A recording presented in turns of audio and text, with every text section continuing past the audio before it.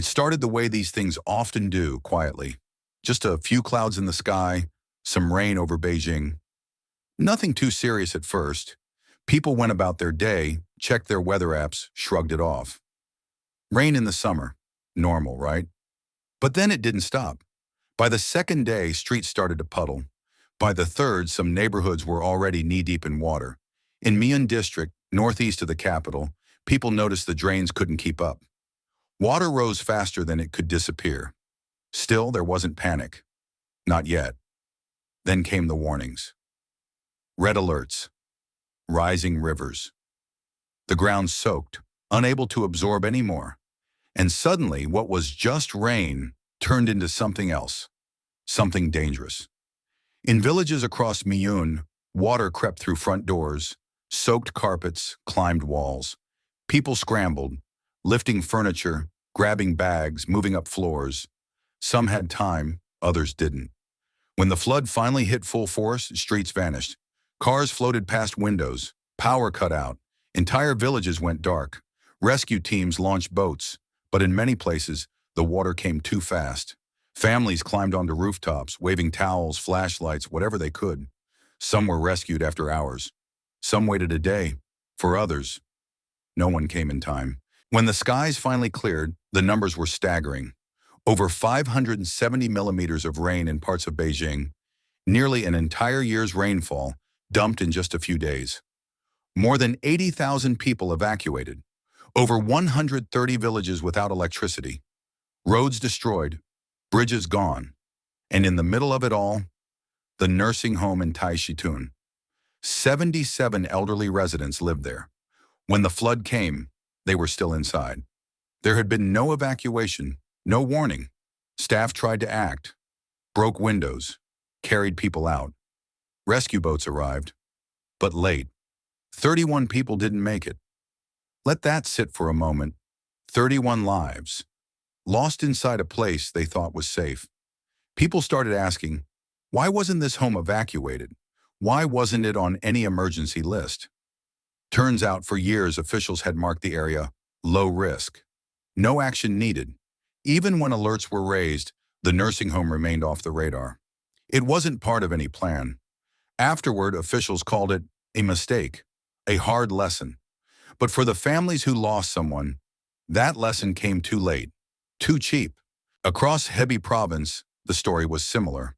Landslides in Xinglong, entire hillsides collapsing, at least 8 dead, more missing. Over 300,000 people affected across the region. Homes gone, roads wiped out, livelihoods destroyed. And once again, people were left asking, where was the help? One woman in Miyun spent nearly 12 hours on her roof waiting for rescue. A man who ran a guest house said he stacked sandbags all night, only to watch water take everything by morning. No insurance, no backup, nothing left. President Xi Jinping called for full-scale emergency efforts. 550 million yuan was pledged for relief. Food, tents, rebuilding. Some aid arrived, some didn't. In too many places, it was the same story. Help came late, or not at all. Yu Weiguo, Miyun's top official, faced cameras and admitted it.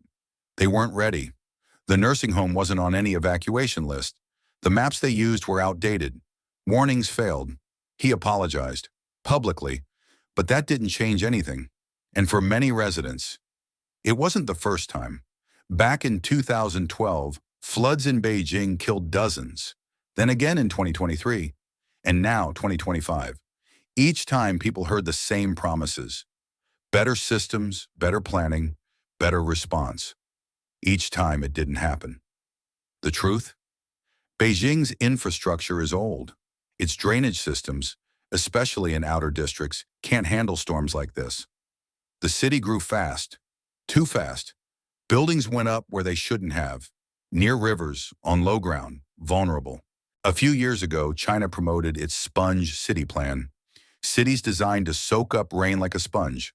More green space, better drainage, resilience.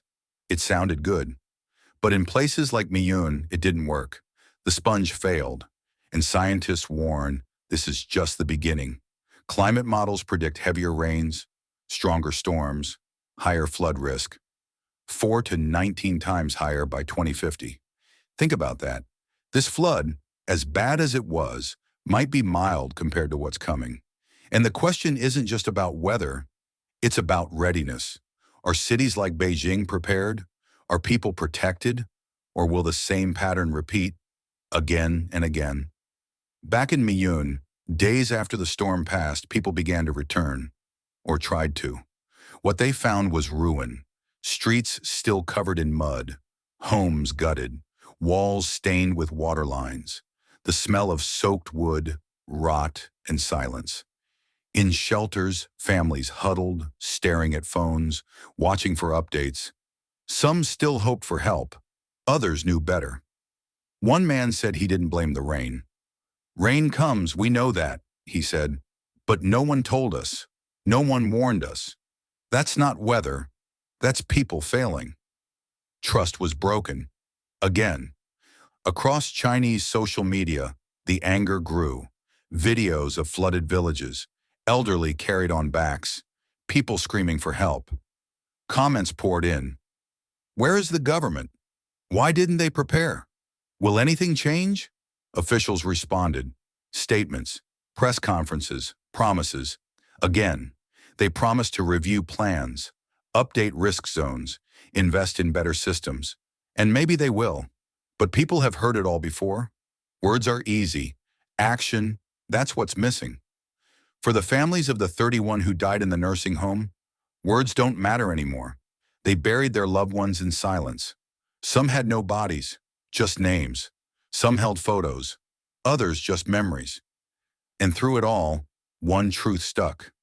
They died not because of nature, but because no one came. Think about that. We talk about climate change, about bigger storms, and yes, they matter.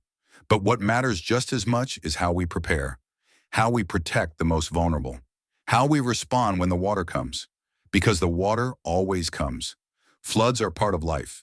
But loss, preventable loss, that's something else. In the days after the flood, some volunteers came, brought food, supplies, helped clean. Ordinary people doing what they could. That's where hope lives. Not in offices or press releases, but in real hands helping others. Still, questions remain. How many more floods? How many more mistakes? How many more lives? And what happens next? Some say Beijing will finally invest, not just in roads, but in people, in early warnings that actually work, in evacuation plans that protect everyone, not just some. Others aren't so sure, because history repeats. And in China, as in many places, the poor, the old, the forgotten, they suffer first and most. So yes, storms will come, but whether people survive, that depends on what we do now. In the end, the images from Miyun remain. Muddy streets, empty homes, a broken nursing home, and 31 lives that didn't have to end. Nature moved fast. The city didn't. And once again, it was ordinary people who paid the price.